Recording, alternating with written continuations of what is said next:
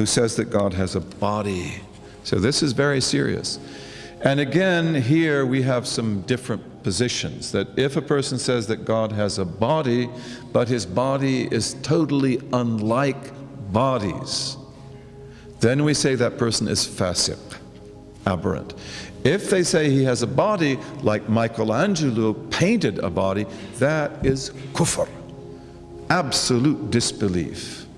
And again here, this is why theology is really important. You know, a lot of our brothers and sisters today who are so difficult to deal with, you know, the passions in your heart, if you don't control the passions, you have an idol in your heart. If you can't control your eating, your drinking, and your other passions, that idol is a pig in your heart, which you obey. Because it tells you to eat, you eat. It tells you to take this, you take it. It's like it's commanding you and you are obeying. You have to smash that idol. One of the great things about Ramadan is that it smashes the idol of the pig. You can't eat now. You can't drink now. Right? And then anger. Anger is a big horror. It's a ghul. It's a ghoul that destroys the intellect.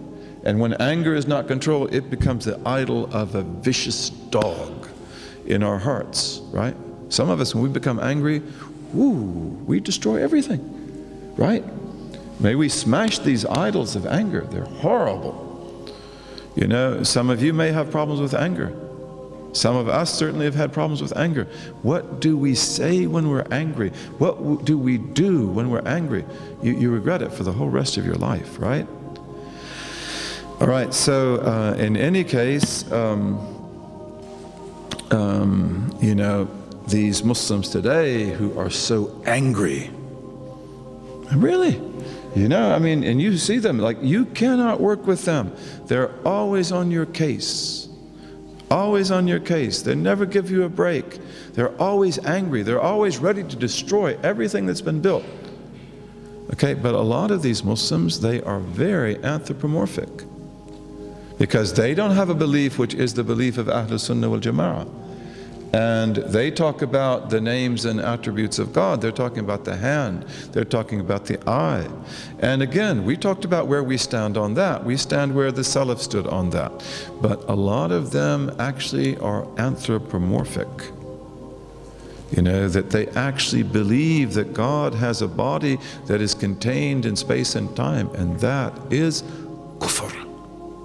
That is kufr. And again, if they will say that, well, he has a body, but it is totally unlike bodies, then you're off the hook of kufr, on the hook of fisq.